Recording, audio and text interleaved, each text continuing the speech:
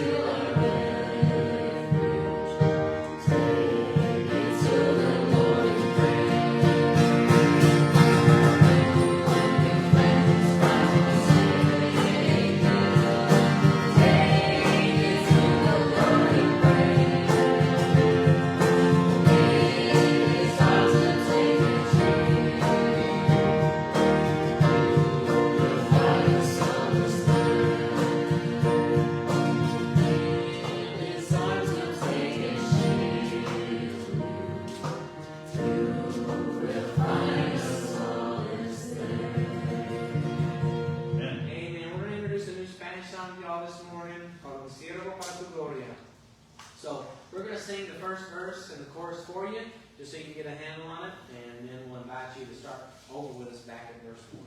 Amen.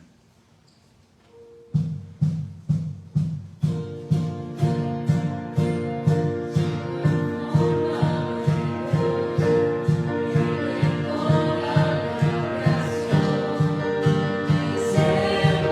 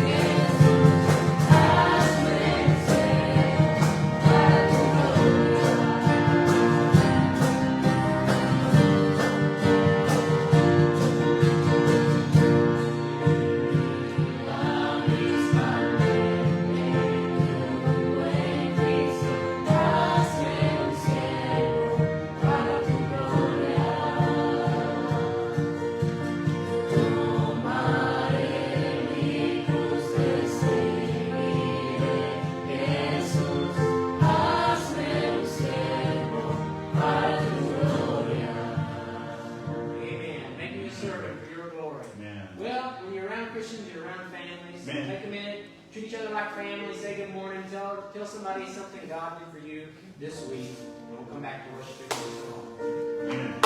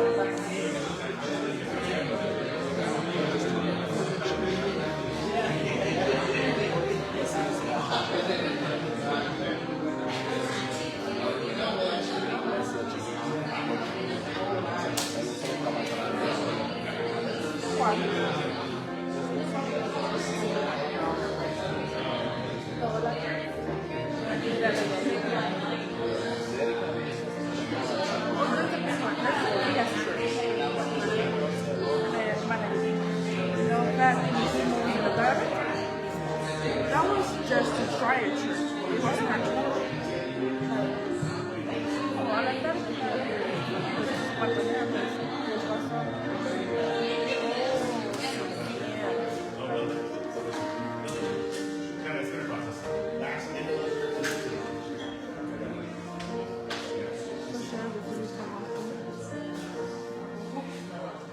That's what Sunday, like, we will literally come just to visit. No stay.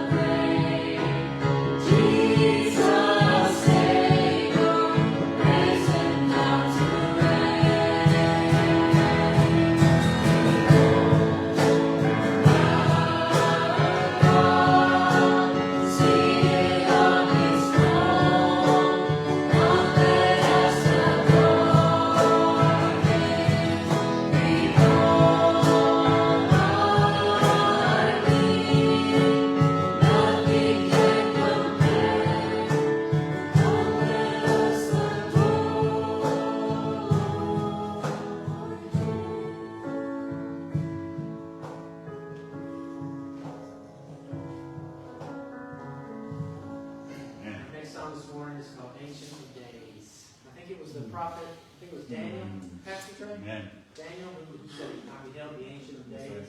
Mm-hmm.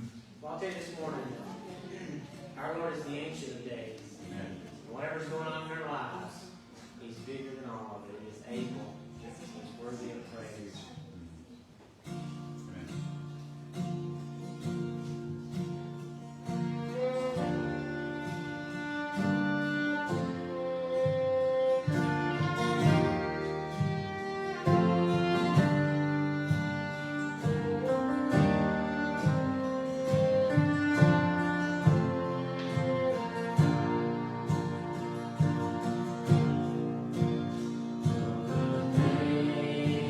Nation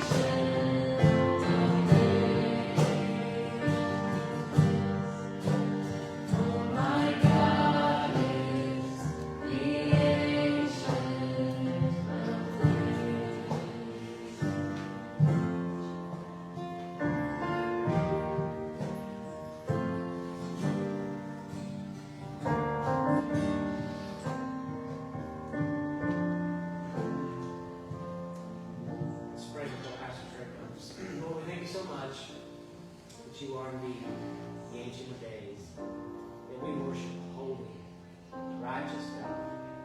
We worship a God who is worthy of all of our praise, all of our allegiance, all of our loyalty. So Lord, all that we have, our attention, our hearts, our minds, our efforts, and our time this morning, we surrender to you. We lay it down before you, for you are worthy.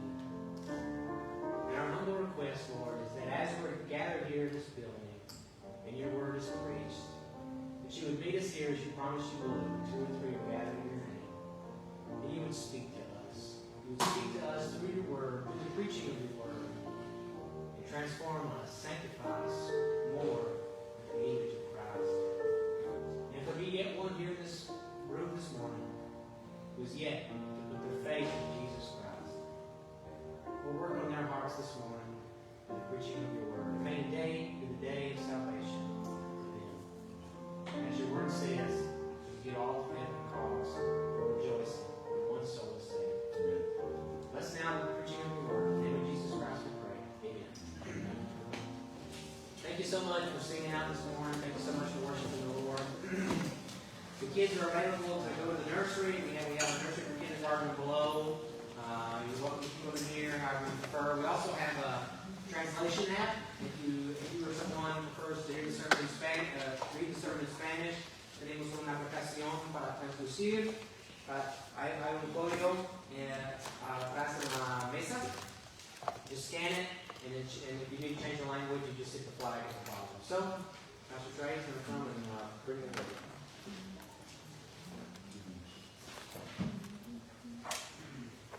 I really enjoyed that last song, guys.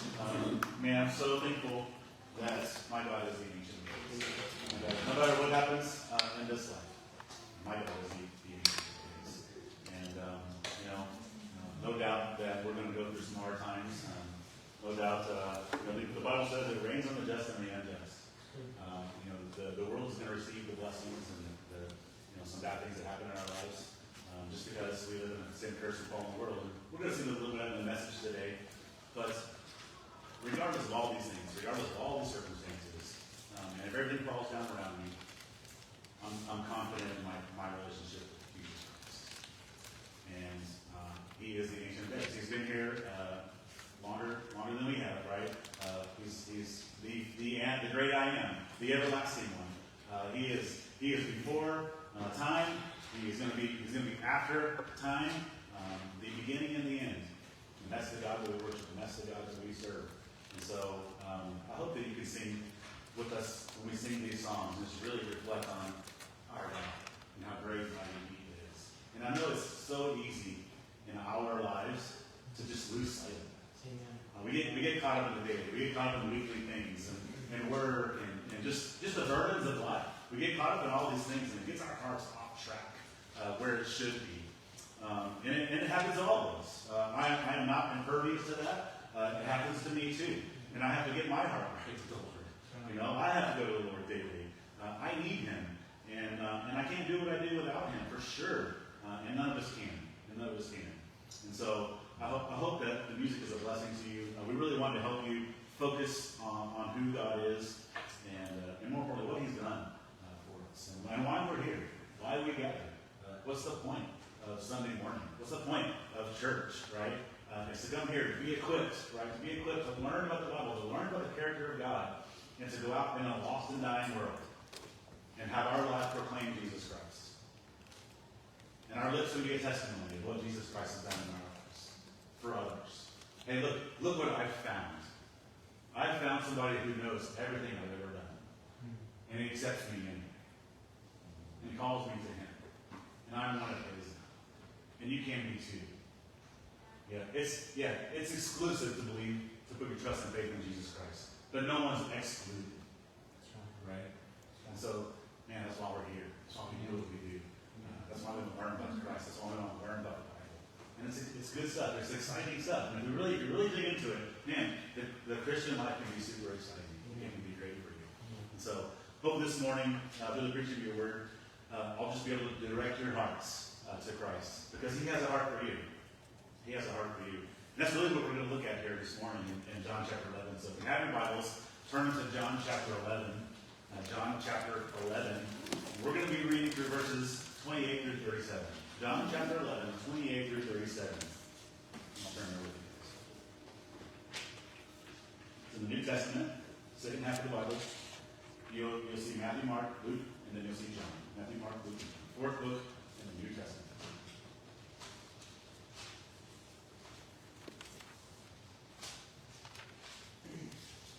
If you get to Acts, you're going too far.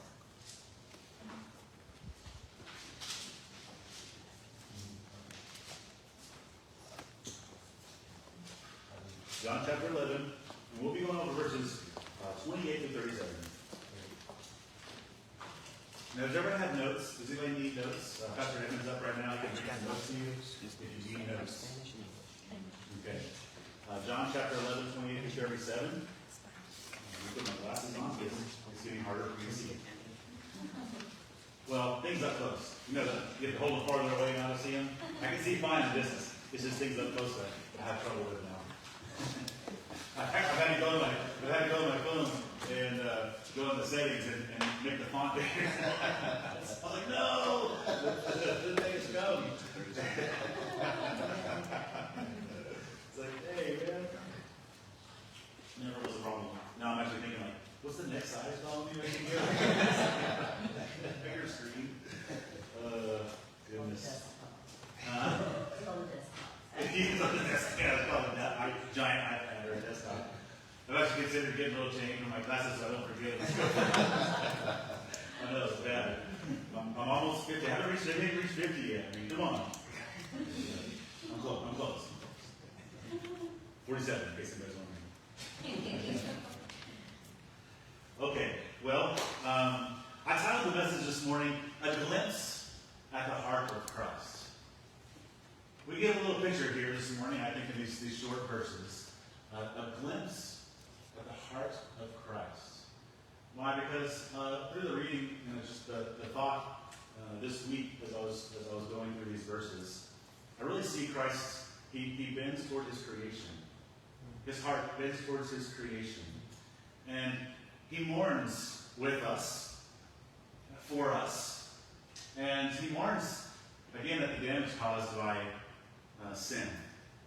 And so this shows us this morning that God, Jesus is not a distant God. He comes close. He comes to you. He calls you. So we're going to see this morning. He's deeply moved by what you're going through. His heart is with your heart. And even though he holds the power over creation, he still finds it worthy to come stand next to you in your dark times. Right? And so that's what we're looking at this morning. Just a glimpse at the heart of Christ. We learn about the character of Christ this morning. So read with me real quick these verses. John chapter 11, we'll read verse 28 through 37. And it says, when she had said so, she went her way and called Mary, her sister, secretly, saying, the Master is come and calleth for thee. Now the she there is Martha, Mary's sister. She's already had a conversation with Jesus. We looked at that a couple weeks ago. If you want to look at those messages, they're on YouTube now, so you can watch that. It says, verse 29, and as soon as she heard that, she arose quickly and came unto him. Now Jesus was not yet come into the town, but was in that place where Martha met him. The Jews then which were with her in the house and comforted her, when they saw Mary, that she rose up hastily and went out, followed her, saying, she goeth unto the grave to weep there. Then Mary was come to where Jesus was, and saw him, and she fell down at his feet, saying unto him, Lord, if thou hadst been here, my brother had not died. When Jesus therefore saw her weeping, and the Jews also weeping, which came with her, he groaned in the spirit, and was troubled. He said, where have you laid her? They said unto him, Lord, come and see. Shortest verse in the Bible here. Jesus wept. Then said the Jews, behold how he loved him. And some of them said, could not this man which opened the eyes of the blind have caused that even this man should not have died? Father, just ask for your help this morning as I go through these verses and explain your character, your nature, and the love of Christ. God, just Open hearts is only you can do. Touch hearts is only you can, God. And heal the brokenhearted. And encourage us. Or convict us where we need it. And use this message in a great way to help the people. In Jesus' name, amen. So John chapter 11, I think here, don't you love this? This the shortest verse in the Bible. Write it down somewhere, because someone's going to ask me at some point in time, hey, what's the shortest verse in the Bible? You'll be able to say, John chapter 11, verse 35, Jesus wept. Such a short verse with such great impact, I believe. There's a lot said just in this verse, 11:35. Because I believe it gives us a clear picture of who Jesus really is. You see, it's not just what he can do for us a lot of times. It's what is he like? What is his nature? Who is this man, Jesus? And we saw at the beginning of the chapter, like we're introduced to the situation and the family of Lazarus and Martha and Mary. Someone's sick, and they're all siblings, and that person was Lazarus. And they sent to Jesus, and they said, Jesus, our brother Lazarus is sick, the one who you love. And the disciples were a little confused at this. They're like, well, Jesus, if we go, because Jesus is delayed, and he says, well, first they're confused that it's delayed. Like, why are you delaying if you love him? And if we even go, there's a good chance you're going to be killed. Because they've tried to kill you already, and they're just waiting for you to come back so they can kill you. It just didn't make sense to them. We saw the priority of the disciples a few weeks ago. The priority, they questioned the timing of Jesus. They questioned the power, really the authority of Jesus to be able to go and walk amongst his enemies and not be killed. And then we saw Martha, what it feels like to have disappointment. Martha was like, Lord, if you had been here. Same thing we saw Mary say. If you had been here, our brother would not have died. And if we're honest, we've all stood in that place. We've all felt like that. We've all wondered, if Jesus has the power, why doesn't he do what I want him to do when I want him to do it? Why wait? Why delay? Why let it hurt this deeply? Why let it go this far? And then in this story, right in the middle of all that confusion and misunderstanding, Jesus makes one of the boldest declarations. He says, I am the resurrection and the life. Not that I can cause resurrection. No, I am the resurrection and life. What did he say? No, he's like, first of all, you see that word, I am at the beginning, right? And you remember way back, I tell you all the time, in the burning bush, right? Moses is saying, Lord, who should I say this? Who sent me? What should I tell them? They're not going to believe what I say. He says, tell them, I am that I am. The everlasting one. The Ancient of Days, we sang about this morning. That's who's sending you. And that's who's standing in front of them today saying, I am the resurrection and I am the life. I am the Ancient of Days. I'm the beginning and the ends. The Alpha and the Omega. And I'm here. And I'm the source of life. And I'm not far. And I'm not distant. I'm here. I'm standing in front of you. And I want to help you. Will you believe? Will you trust me? Will you trust me? In the statement that he makes, it helps us understand his power. It helps us understand his authority, even over death itself. Well, the biggest problem that we have in life is death. I say this often, the greatest statistic known to man is 10 out of 10 people will die. It's a reality. You live long enough, you're going to die. It's just going to happen. We don't know when, we don't know how, but we know it's certain. It's a fact. We're all going to pass away from this life. What do we put our trust in? What do we think happens after we die? Who holds the power of our life? Jesus says, I am the resurrection. Amen. I am the life. But this passage we're looking at today, here's what makes it so powerful. He doesn't just declare his truth, right? He demonstrates his heart. He shows his heart. We get a glimpse of the heart of God. Earlier in the Bible, Jesus says to the disciples and to the Pharisees that were standing around him, he says, they say, show us the Father. They want to see God. Show us God. Show us the Father. You know what Jesus says? If you've seen me, you have seen the Father. You You want to know what God's like? Study the life of Jesus. You want to know how God feels about you? Look at what Jesus does. He came to Mary. He came to Martha. He came to others. And he left. We get a glimpse of the heart of Christ this morning. It's one thing to know that God's powerful, Jesus is powerful. It's another thing to know in our lives that he actually cares. He cares. And we see here before he raises Lazarus, before he does this big miracle, he pauses and he steps into Mary's life. He has the power to raise Lazarus even from a distance. He doesn't need to be close. He doesn't need to touch him. All it takes is the power of his word. And life, Lazarus will have life again. But he pauses to step into his creation, to step into the grief of his creation, to step into the grief of even Mary. Who's Mary?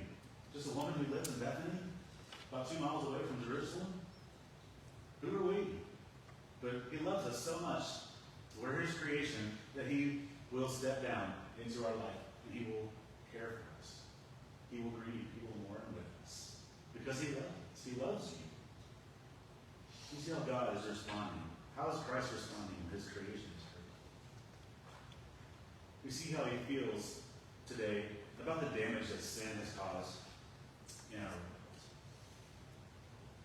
And we're not just seeing a miracle. Again, we see Jesus engaging with his people in the middle of their pain. And he reveals something important. When life is at its hardest, it's a lot of times worse when life doesn't make sense. When life doesn't make sense, when our emotions are deep, when our emotions are heavy, right? Jesus still comes and he calls. He knows he calls Mary by name. He calls her by name. You know, hey, Martha said, Jesus is asking for you. What will we do to have this? Hey, and Jesus is asking for you. He said, I want Trey to come here. Wait, what? So the question is not what he will do in that moment, right? I believe the question is, how will we respond when he calls? It's not a if, it's when. It's not a if, it's when. How will we respond when he calls? And that's why my first point today is when Jesus calls, the right response is immediate obedience. Yeah.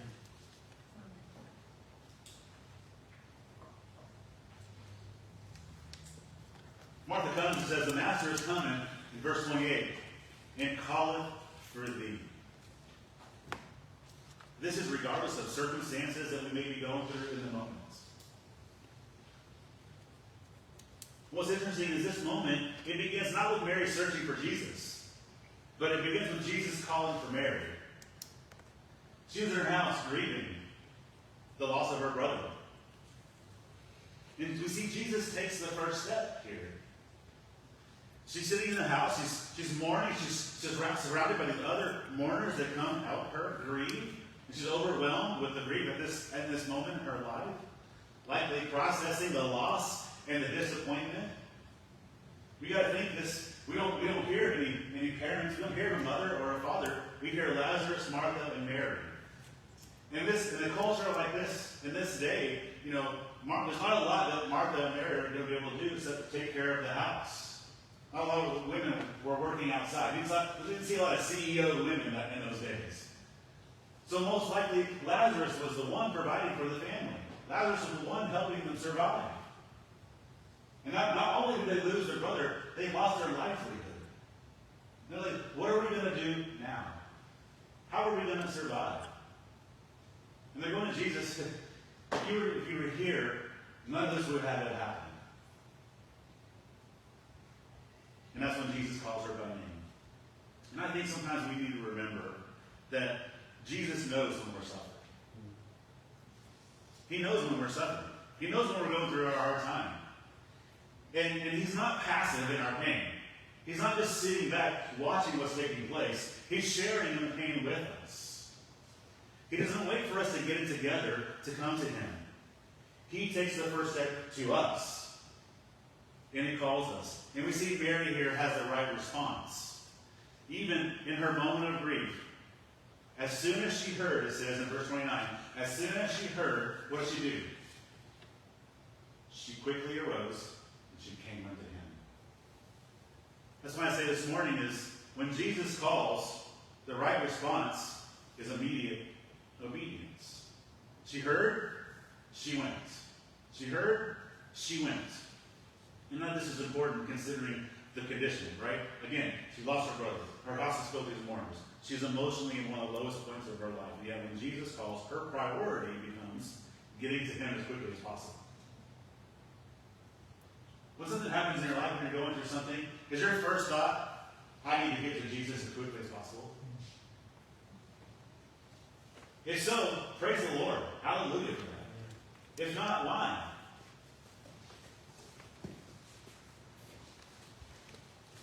So from a human perspective, it doesn't seem like it's the right time. From a human perspective, when Jesus calls her, it doesn't seem like it's the right time. She's kind of busy right now, Jesus. She's grieving. People are watching. But from a divine perspective, Jesus knows this moment is exactly right. It's exactly right. And that's why I say, you don't have to understand everything to respond to Jesus. You just need to be willing to move when he calls. What are we? A lot of times we want to understand everything. We want to know why. We want to understand everything. God, why is this happening? Why are you allowing this? Why are you waiting so long? Why haven't you responded yet? We feel like we have to understand everything to respond to Jesus. To be willing to move when he calls. But I see here an example for us. Abraham. Hebrews 11:8. By faith, Abraham, when he was what? Called, obeyed. When he was called, what did he do? He obeyed. And he went out, not knowing where he was going. He didn't wait to understand everything that God was asking him to do. He just knew God had asked him to do something, and he was going to be faithful to do it. And a lot of times that's where we are. We want to have all the answers. We want to have everything figured out. But God's just not going to bring us to a place. You know what? It's not called faith. If you wait until you got everything figured out, it's not faith. If you wait until God shows you every step of the way, it's not faith. But God tells us to have faith. God is pleased by faith. He's not going to give you the full answer. Because he calls us to have faith. And that faith is taking a step like this sometimes. I don't know what's going to happen. I don't know what I'm going to run into. But I'm just going to take a step of faith. Imagine Abraham, he steps out, he goes somewhere he's never been before. The world is a lot different. There's no internet, there's no cell phones, you can't call a friend when you're in trouble. I mean, there's just nobody around. You're open, you're vulnerable to whatever comes. To the weather, to bad people, to sickness. You guys like, here's what I want you to do. I want you to leave your home, your comfort zone, and I want you to go somewhere else. I have a plan for you. Have you submitted to the plan God has for you? Have you responded willingly to Jesus when he's called you? Again, we often wait for the right conditions to respond. But most of the time, Jesus calls right in the middle of life. He calls us right in the middle of life. Right when we're doing something we think is important, Jesus is going to say, hey, I need you. Come to me. In the middle of stress, in the middle of pain, in the middle of confusion, he's going to call you. And unfortunately, a lot of times, when we delay this obedience, this can mean that we're missing something important that God wants to show us. We're missing something important that God wants to do in our lives. Or, at best, we're postponing what God wants to do with our lives. Have you often heard maybe delayed obedience is disobedience? You tell your kid to go do something and they don't do it right away. You're like, hey, you need to listen to me because you're disobeying me because you're not answering me right away. Delayed obedience is still disobedience. And when Jesus calls, he calls in different ways. He calls through his word. A lot of times I've been reading God's word, and I've come across something, and I've been like, why is that standing out to me so much? I've read through the Bible probably every year for the past, I don't even know, 15 years maybe. I know these stories. I know what they're going to say. I know what's happening. I know the end of the book, right? But sometimes there's just something that just jumps out at me that I've read over 100 times. Maybe it's a verse I even have memorized, that I just memorized it, but I'm reading the passage again, I'm going, why have I never saw that? I've never seen that before. God's showing me something amazing. What do I do with this? Right? He calls us through his word. He brings conviction through his word. He brings conviction through being together here at church, listening to the preaching of his word. He brings conviction in prayer sometimes. He brings in his direction through prayer sometimes. Through circumstances that are life that are unavoidable. He brings that. He calls in those ways a lot of times. He prompts us in the Spirit. You ever been there? You ever stand next to somebody and says, I think God wants me to talk to them. I think God wants me to share the gospel with them, say something to Christ, to be friends and help them. And you don't do it? Hey, I've been there. Don't worry. I won't ask you to raise your hand. See, the question is not, is this a good time? The question is, how will I respond? Or the question is, will I respond? When God calls, will you respond? Will you respond? The longer we wait, the harder it is to ignore. The easier it is to ignore. The harder it is to move later. You ever get convicted and you need to go to the gym? You get that gym membership, and you go like the first couple of weeks, and you're like, I'm going to skip tomorrow. I've been pretty faithful with this. And you miss Monday, and you maybe go like Wednesday. I gotta go Friday. I'll go every other day. And then the next week you're like, I've been pretty good like these first few weeks. I'm gonna take a week off, just gonna buy a rest, right? You don't go back for a week.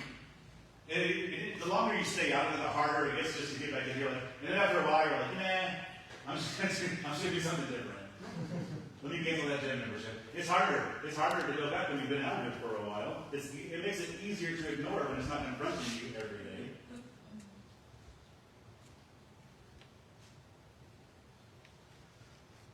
And the question we have to ask ourselves here is, I think, what is Jesus calling you to do that you've been delaying because you don't feel like you have all the answers yet?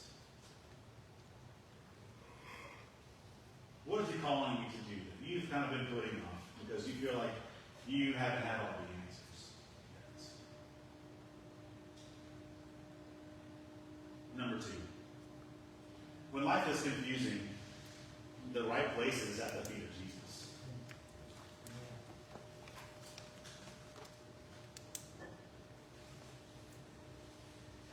Why? Because that's where Jesus meets us in our brokenness.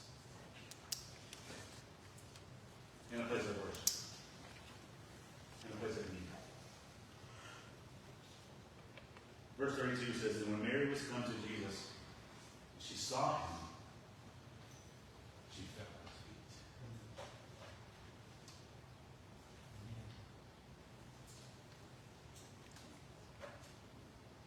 It's simple wording, but there's such a deep meaning here. She fell at his feet. There's no explanation. There's no attempt to clarify what's happening here. It's just surrender. She didn't understand everything that was going on. She was confused about everything. And she knows Jesus is calling her. She did the right thing. She went to Jesus. And even in her confusion, even her misunderstanding, in her pain and her grief, she just fell at his feet. Jesus, you've been here.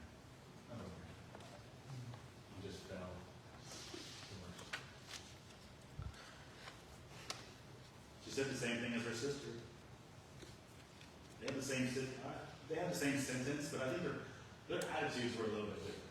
If you go through and read it again, you start picking up like that. Martha was more like, she wanted to have more like a theological debate with Jesus. And you can go back and read it. Martha said, Jesus, Lord, if you'd been here, my brother hadn't died. But I know you now, whatever you ask God, he'll give it to thee. He said, your brother's going to rise again. I mean, he's kind of giving her the answer she wants to hear, but she's still going to argue with him, right? She said, oh, I know, yeah. In the last day, the resurrection, right? We're all going to be brought to life again. I know he's going to live then. But we see Mary taking a different approach. She's not approaching him with reasoning.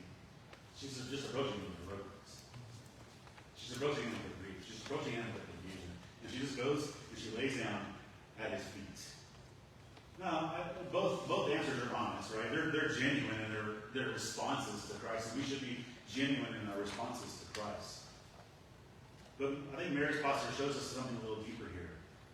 Is she's not just processing truth here; she's presenting herself to Christ, and it's important because faith is not only what we say to Jesus; it's how we come to Him.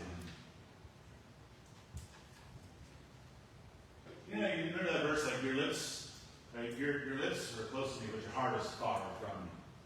We can say a lot of things to Jesus, but are we really willing to surrender? Are we really willing, in all our confusion and misunderstanding of who He is, to go to just lay at His feet and just to give it all? I don't know what's happening here, Lord, but it's yours. Do something with it, because I'm capable. I don't have it in me. I'm confused, frankly, of what's going on here. I just need to lay it at your feet, and I need your help. I need your help. Sometimes we just need to begin with worship, devotion.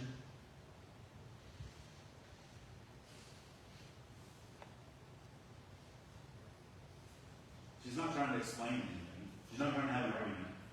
She's not trying to figure out why things unfold this way. She just brings her grief to Jesus. And she does it from the lowest possible position, at His feet.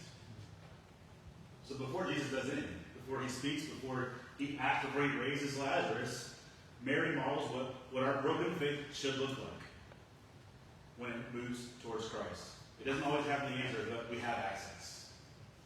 We don't always need the answers, but we have access to Christ. Yet you have full access to Christ. You don't need all the answers when you do have full access to Christ. In our confusion, we shouldn't let our misunderstanding and our confusion be a barrier that stops us to going to Christ. Why? Because it's the very place where you're going to see Him most clearly. Confusion should not be a barrier to Jesus, but the very place where you see Him most clearly. I can tell you in my own life, I've had some pretty confusing moments in my Christian life as I've been serving the Lord. And I talked to people, and I got counsel, and all those things were great. But the best experience I had when I was going through those times was when I was alone with the Lord. When I was pouring my heart out to Him. And in my moments of pain, and my moments of grief, and my moments of confusion and misunderstanding, I'm just sitting here at the feet of Jesus, and I'm pouring my heart out to Him. And those are the moments where I really saw Him most clearly. Those are the moments where He spoke to me most clearly. And I said, I don't understand exactly what's going on, but I'm at peace. Because I'm close to Jesus. And there's this overwhelming sense of desire to be close to Him and get more of Him and serve Him more, look for more opportunities. And he just, through those times, He brought me to a place of answers. But it was on His time, not my time. It wasn't just I went once before Him and said, okay, I have the answer. No, I spent months before Him. Until I finally got an answer. Until I finally knew what He wanted me to do. It wasn't my timing, it was His timing. And the problem is we try to do things on our time. Right? Proverbs 3, 5 and 6, I bring this up a lot. But trust in the Lord with all your heart, right? What does it say? Lean not unto thine own understanding. In all thy ways acknowledge Him, and He shall direct thy paths. See, a lot of times we aren't trusting the Lord with all of our hearts. Why? Because we're leaning on our own understanding. We're trying to lean on here's what I think. Be careful. Be careful with those words. Or, to me, fill in the blank. That's just coming from your own understanding. What about, thus saith the Lord? What about the promises of God? In all their ways acknowledge Him. He shall direct their paths. Don't go to yourself. Don't go to a friend when you're in the most confusing place in your life. Go to Jesus. Go to the feet of Jesus. That's the place where you're going to see Him most clearly. That's where you're going to get the direction for your life. We see this in Mary. Her posture communicates something her words cannot alone communicate. She's overwhelmed. She's honest. She places herself beneath Him. And that's where Jesus meets her. Again and again in the Gospels, we see people going to the feet of Jesus. People come to the feet of Jesus to worship, to surrender. People that are in need. Why? They want to encounter His work in their life. Let me give you a few examples here. Matthew 28, verse 9 says, and they went to tell His disciples, behold, Jesus met them, saying, all hail. And they came to Him, and they held Him by the feet and worshipped Him. Luke 8:41, behold, there came a man named Jairus. Not this Jairus. Gotta clarify. There came a man named Jairus. He was a ruler of the synagogue. And he fell down at Jesus' feet and besought Him that he would come to his house. And they went out to see what was done. Luke 8:35. They went to see what was done, came to Jesus, and found the man of whom the devils were departed. What? He was sitting at the feet of Jesus. Luke 17:15 and 16. And one of them, when they saw that he was healed, he turned back with a loud voice and glorified God, and he fell on his face at the feet of Jesus, giving Him thanks. When life doesn't make sense, we tend to do one of two things. We try to figure things out on our own, or we try to control it. But Mary shows us a third option. Come and fall at His feet. Fall at the feet of Jesus. Not with polished answers. Not with a theological debate. But with honest dependence. Honest surrender. And maybe this morning you got to ask yourself this. What is my response to confusion, misunderstanding, grief, or pain in my life? What is my response to that reveal about who I truly trust? Is it my understanding, or is it the heart of Christ? Number 3. The God of heaven does not just love, but is deeply moved by the brokenness of His creation.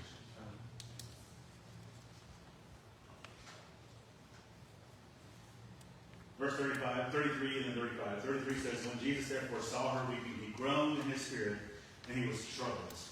And then verse 35 says, Jesus wept. We see Jesus deeply moved here.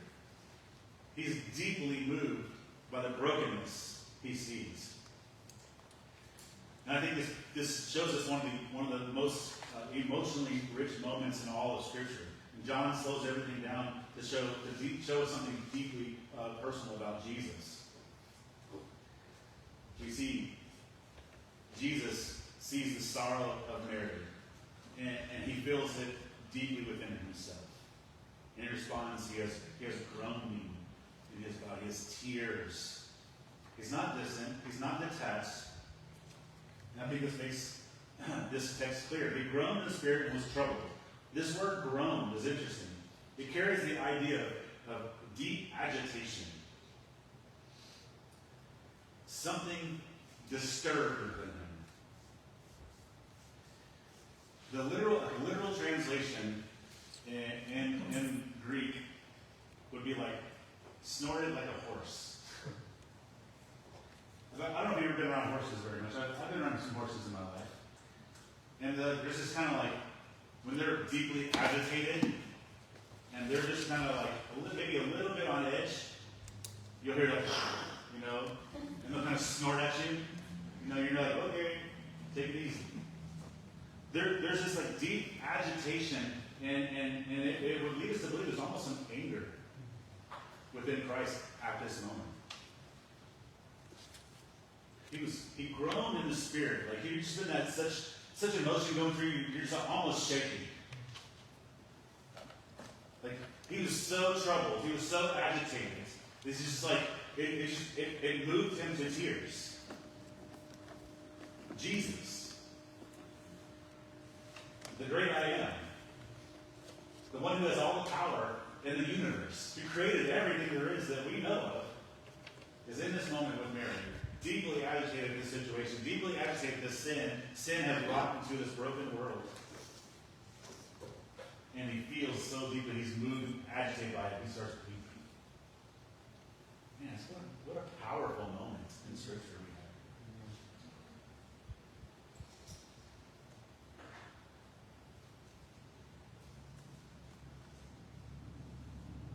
You know what makes this really interesting is he was about to raise Lazarus. His next step was raising Lazarus, right? He'd already declared, I'm the resurrection and the life, right? He holds the solution in his hands. He could have just made it happen. But we'd be missing something amazing it just gives us such a deeper understanding about the God that we worship, about the God that we serve, about the God of creation. We would miss that moment if Jesus would have just stepped in and just healed Lazarus. His disciples never would have seen him like they see him now. Martha never would have seen him like she sees him now. Mary would never have seen him like she sees him now, in a more loving and personal way than they sees him if he would have just snapped his fingers and said, okay, Lazarus is lying, just healed. Sometimes we have to go through these moments to really get a deepening understanding and a deeper clarity on the nature and the character of Christ.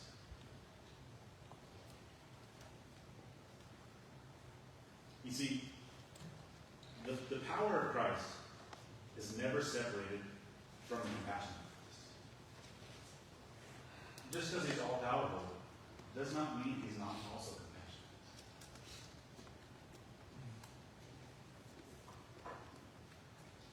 Hebrews 4:15 says, For we have not a high priest which cannot be touched with the feelings of our infirmities, but was in all points tempted as we are, yet without sin.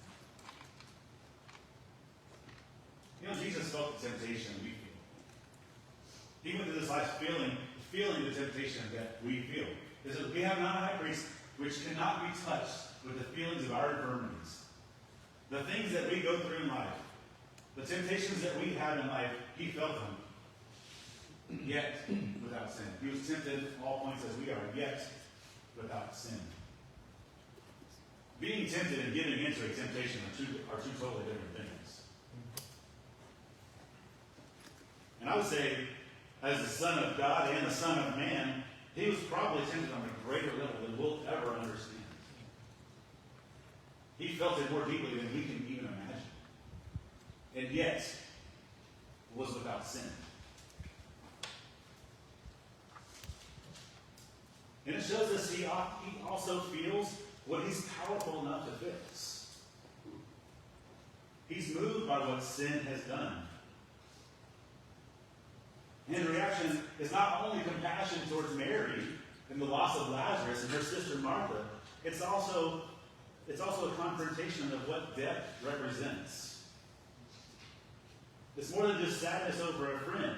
It's the heart of God reacting to the brokenness that sin has brought into this world. And the devastation of death that it brings, and the sorrow that it leaves behind. And all of the crowd here in verse 36 says, oh, behold how he loved him. I think they have their interpretation is partially correct here. Yes, he loved him. The scripture says so. But I think it's a partial. That's not the only reason that he's feeling this way and is reacting this way. It's revealing the heart of God towards a fallen creation.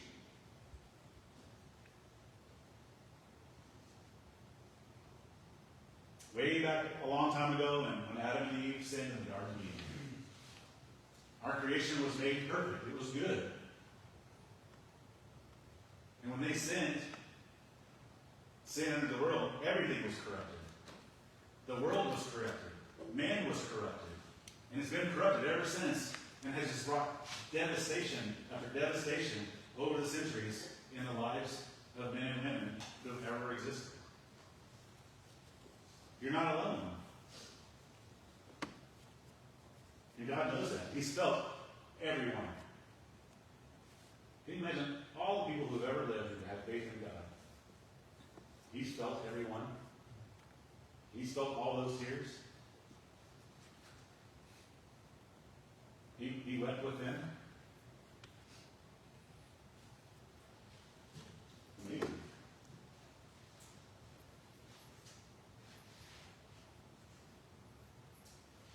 It helps us correct maybe some misunderstandings that God's powerful, yes, but He's not emotionally distant. God's love is strong, but it's not unaffected by what we're going through. He's sovereign over suffering, but He's also deeply moved within it. He doesn't just stand outside our pain watching it from the outside. He enters into it.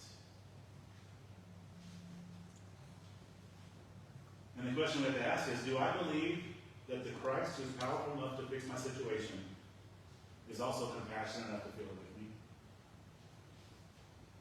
I know He's powerful enough. Hey, you're in a spot where I believe that Jesus is powerful enough, but I don't think He cares about me. I don't think He sees my suffering. I don't think He wants to do anything for me. I'm going to tell you, I don't think that's true. From what I'm understanding from the scriptures, yeah, He's all powerful, and He can fix any situation, but I think He's compassionate enough to feel every situation. Your situation, my situation. And if we say He's not, we're limiting His power, we're limiting His ability.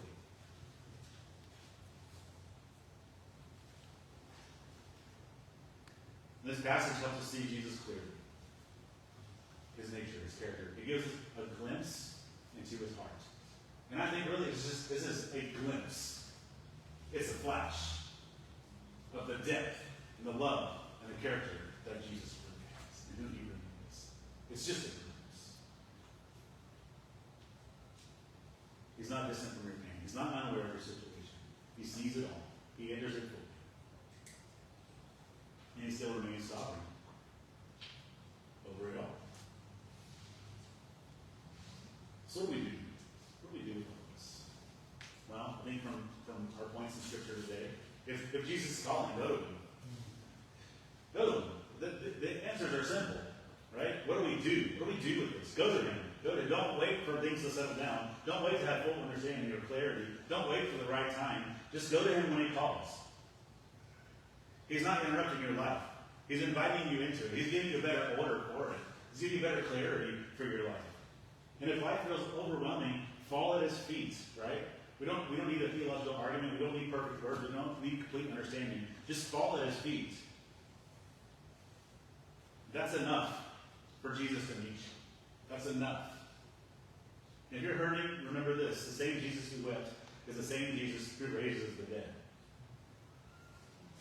Your pain is not ignored. Your sorrow is not wasted. Your situation, whatever your circumstance is, it's not beyond His power. You can trust Him. And lastly this morning, to close.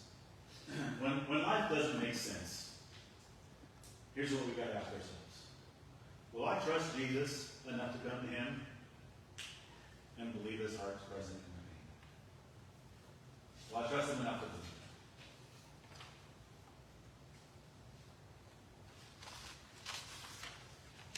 Let's pray. Father, thank you for this morning. What a powerful text. And I admit, when I went through this text, Lord, I was like, what am I going to say? But as I started looking a little deeper into it, what a powerful glimpse we have of your character and your nature. To be, if I had all this power, I know how easy it is for my heart to just think I'm so good, I'm so much better than everybody else. bring yourself low. All-powerful, sovereign Creator, you'll stand next to me in my deepest sorrow, in my lowest moments. What a good God. Help us this morning, God. Just even have an ounce of this compassion in our own lives. An ounce of this goodness in our own hearts. When people are hurting or when people are suffering, or maybe we can be like Christ and just stand in comfort and love. We don't have to have answers. Maybe we can just have an opportunity to direct somebody to you. Fall at your feet. Because you have answers. You have. And forgive us when we stray and all these things. Help us order our lives better. Help us be better for you. God, we need you so much. Thank you for dying on the cross. Thank you for that veil being torn into, which gives us direct access to your throne. In our time of need, in our time of grace. Thank you for being close, not a distant. Help us this morning. As you are sitting there in an attitude of prayer, with every head bowed and every eye closed, I just want to give you an opportunity to respond this morning. Who would say this morning, I've gone through some hard times, and I've tried to lean on my own understanding a little too much. And I haven't spent enough time with the feet of Jesus. Would you raise your hand? I need to spend more time with the feet of Jesus. My hand raised with you. I need to spend more time with the feet of Jesus. Amen. Thank you for those things. The question is, have you submitted to Jesus as your Lord and Savior? Can you say you're one of his children this morning?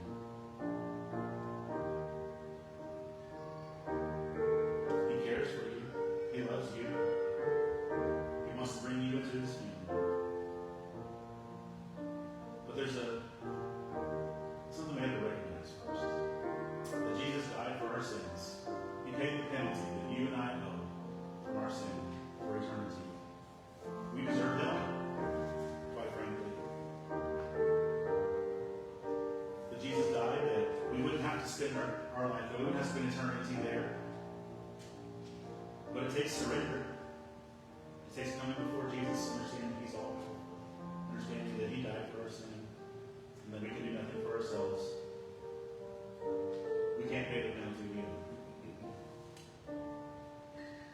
If you've never come to a place where you've surrendered your life to Jesus, would you raise your hands? If you've never come to a place where you put your total trust and faith in Jesus as your Savior, would you raise your hands? Now's your opportunity. Don't wait. It's the most important decision you'll ever make.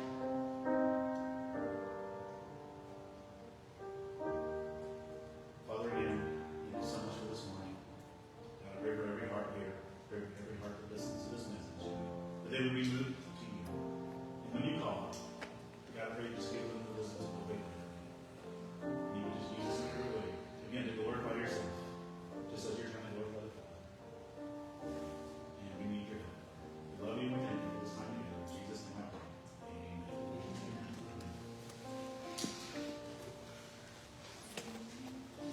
I'll send you. All right, before we get out of here, just got a couple quick announcements. First thing, Mother's Day. Okay, so I'm going to talk about this for just a second. We're really excited to celebrate Mother's Day here from Terra Baptist Church. Really excited to share that with you guys. We've got a couple of things we want to share regarding that. We want to help you enjoy a morning together where we can honor all the moms in our lives. So we got this a thing going on for Mother's Day.